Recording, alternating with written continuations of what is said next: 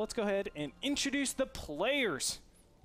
In the bottom right-hand position, spawning as the red Protoss. Are you expecting me to do that? And representing, no, it's Gosu. Okay. It is HwangSin. You were taking a lot of epic breaks in between, man. I was anticipating how you'd introduce them. That's how you have to. I'm going to have to match it with a very grand introduction as well. Ladies and gentlemen, in the bottom left corner, we have Stephano from Team Millennium. That's it. Elias Satori is a fantastic Zerg kind of player. an interesting way to do that. No, it's an endearing way. Yeah. Yeah. And Stephano, he's on a Shakur's Plateau. It's not exactly the best map for Zergs. In fact, it's not a good map for Zerg whatsoever. Thirds are incredibly awkward. A lot of creep tumors, 3 creep tumors at least to even begin to connect the creep between ramps.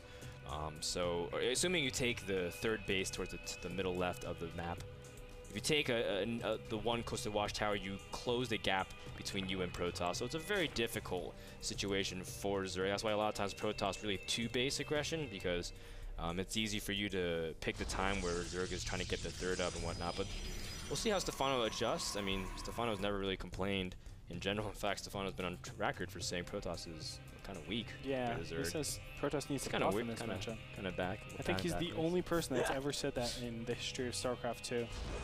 I know. No, actually, yeah, I think you're right. Especially to be a top one. Like, I can't even think of another Zerg. Oh, Idra said that. I'm sorry.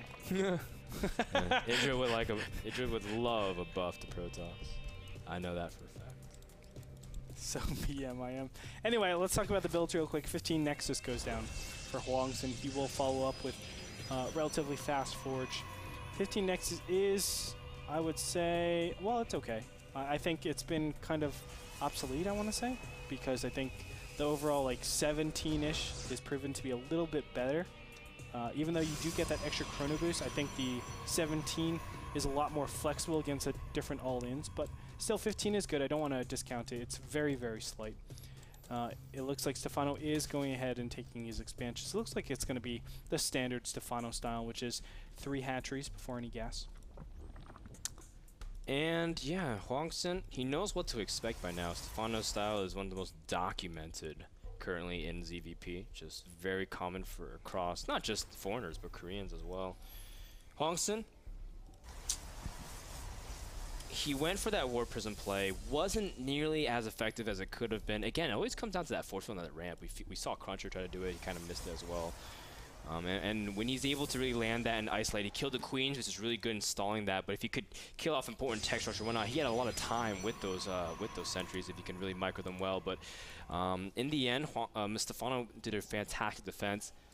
Now, Shakur's Plateau, you know HwangSin. Does he have any special builds prepared on Shakur's or something like that? I think it's the same thing that we've seen over and over again. That Sentry build is what he loves most. And what's so powerful about this over Antigua Shipyard is once I establish that Sentry force field on this ramp, not only do I not have a creep connecting both bases, so Queens become a little bit less relevant, but also the third base is so far away from the main. So let's say I do have all these roaches rushing up to this top. Well, I've seen HwangSin actually just pick up all of his sentries, drop one sentry over here, trap the units in, and then go for the third base. And it's really cool, obviously positioning micro tactics, but obviously that is within his range. I don't know. He could be doing something like that. He could be doing something else. We'll see in a little bit. Now, there it is. Robotics facility. Oh yeah, the robotics facility. Now the robotics facility is just pretty common nowadays. Just in general, Gate Robo is usually a good transition. Some Protoss players like Stargate still. Genius, MC, some of them still do it, but for the most part, Robo is like the standard thing to do. Yeah. I think it's important to mix it up, because if I know you're always going robotic facility, then I will go Zergling, double upgrade into a potential Muta switch in case you pump out with some huge Immortal timing. Off of like 3 or 4 Immortals, not like 1 or 2, but 3 or 4 Immortals. If you push that, I will have, you know, that Spire on reserve in case of emergencies. So you have to do that because obviously Immortals don't do too well against Zerglings and Banelings. But, you know, the Stargate play obviously throws a wrench into that. Also does the Twilight Council, or just the regular 8-gate that we've seen. Who is that player that did it recently?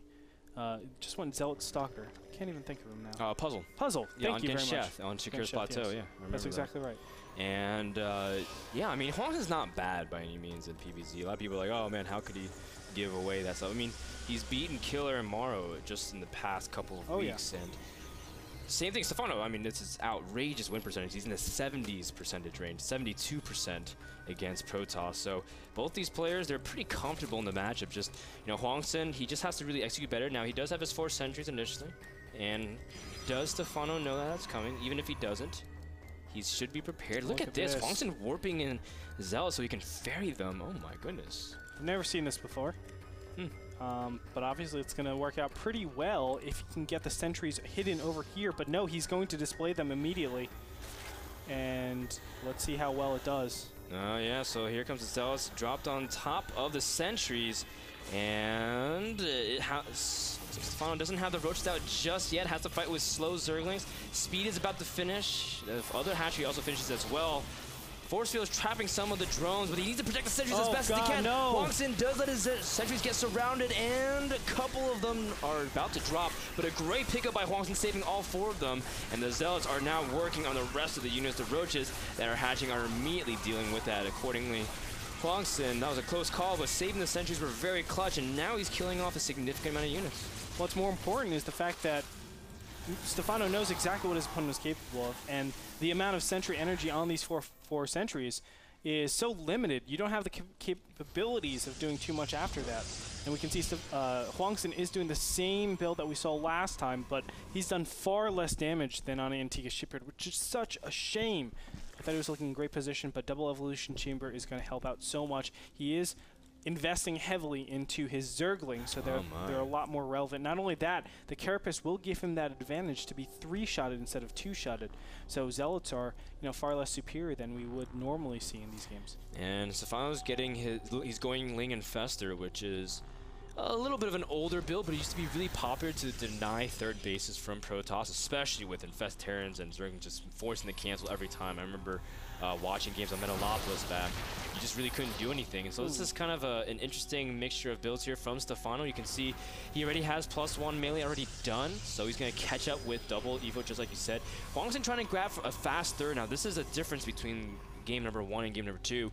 Trying to take an expansion rather than tech up and get, go for a lot of Stalkers and Blank. And if you can secure this position, it's very good for HwangSin. Correct. You need to put up a ton of cannons, though, in case there are exactly what we've seen. Infestors absolutely destroy and dismantle this build. Because what you do is fungal the sentries, and then a lot of the defensive capabilities are absolutely gone. Another way to actually go about this is to deal with it through Zerglings and Banelings. Obviously, Stephano, I mean, he's looking so strong in this match. All he needs to do is slightly pressure his opponent, and I think he will crumble, because the amount of space you need to protect this natural, or this third base and the natural, it's a very wide open area, and I don't think there are nearly enough sentries if he wants to do this style. He needs to go up to somewhere around, I think, 12 to 14 if he wants to be sufficient. It's tough.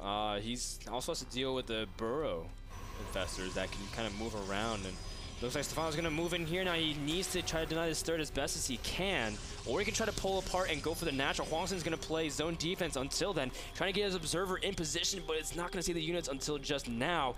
And as a result, HwangSin knows he has to cover both areas. At the natural, doesn't really have anything, and Stephano's going to immediately send some units, sees the sentries are not there, so he knows everything's at the third. Yep, and here we go. The Fungals, they're going to start up on those sentries, and he doesn't care. These initial units are fine, but he needs to get those continuations on those sentries ASAP. And we're going to see... Oh, man. Ooh, wow. Look at that. Infested Terrans on the high ground, and HwangSin, his sentries are completely exposed. A nice, cool heads-up play from Stephano to drop Infested Terrans and take out the sentries. And as a result, HwangSin's defenses are extremely limited.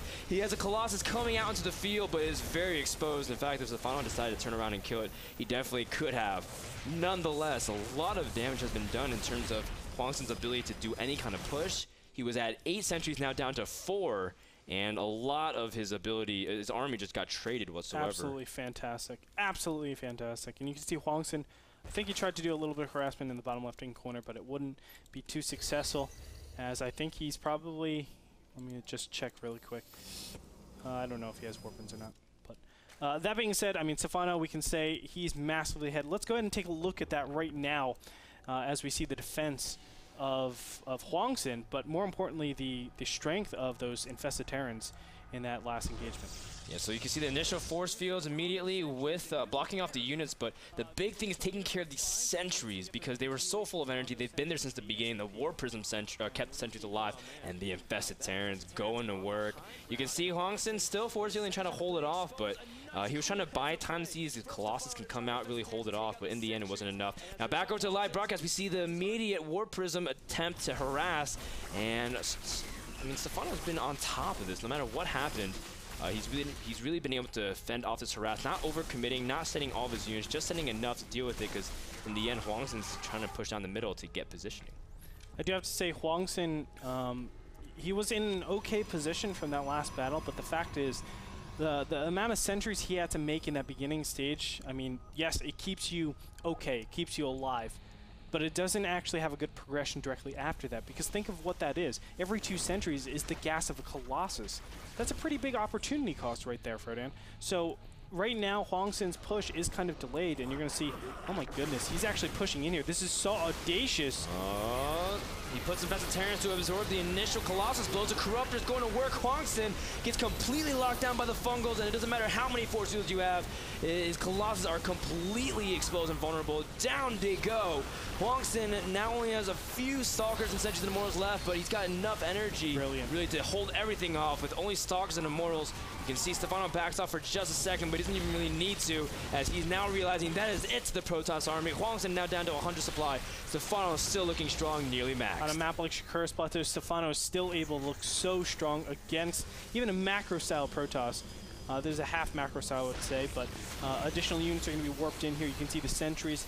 For him not to have those, again, it's really important units that he's losing over here. So yes, he does net a lot of roaches, but looking further into it, that's Colossus, that's High Templars, that's his mothership, you know, Stargate Tech, everything like that. It's so difficult.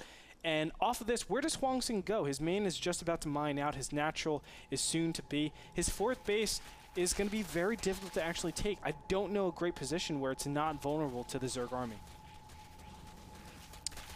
Yeah, I mean, at this point, Stephano has his entire side of the map pretty much down pat. This one expansion probably won't live that long, but HwangSin might not even try to take him out. Oh no! Yeah, the blind side of the sentries as they're getting completely surrounded and sectioned off. HwangSin now able to really get into the position he wants to, and as a result, Stephano gets everything. Broodlords are about to arrive to the battlefield, and the Stalkers immediately blink backwards. Now, HwangSin does have this high ground, but it is a sinking ship at this point. Stalkers look everywhere. They are surrounded by Zerg units, and these Stalkers have nowhere to go. You sunk my battleship, sir. Terrible movie. I didn't even bother. Absolutely awful, but... You spent money on that, man? No, man. Okay, good. I just saw the trailer and I knew it was going to be bad, like Abraham Lincoln Vampire Slayer. Dude, how dare you? How dare you? At this point, ladies and gentlemen, Stephano is just so far ahead. This is Stephano, the Protoss Slayer. And Stephano is going to start working on everything of HwangSin. He's only got Blink Stalkers, really, but with the Infestor support and Zerglings to really get this around, HwangSin is not going to be able to hold his 3rd base very long unless he makes a huge miracle defense, and that's going to require some help from Stephano. And Stephano has such a firm control and grasp. He's making 7 more Broodlords, and when those Broodlords finish and HwangSin doesn't have an answer for them, that's going to be it. Yeah. I mean, it's so difficult. HwangSin is relegated to make these Stalkers because he has no AA. He has no anti-air that is acceptable. And with the continued high, I shouldn't say high infestor count, but you know, the overall well-controlled infestor count, he's able to obviously demolish everything. The blink forward is not going to be enough from HwangSin. The Zealots immediately getting taken care of. The one Immortal trying to get into the battle, but with this many Broodlords and Festers really barreling down against Protoss army. There it is, GG. HwangSin, I hope I can be better before MLG and hope to see you again. Goodbye. Bye, GG. Stephano takes it 2-0, ladies and gentlemen. And he is, God, he's like the Jaime Lannister of Zergs. No, Protosses. Yeah. You know who Jaime Lannister is, do you?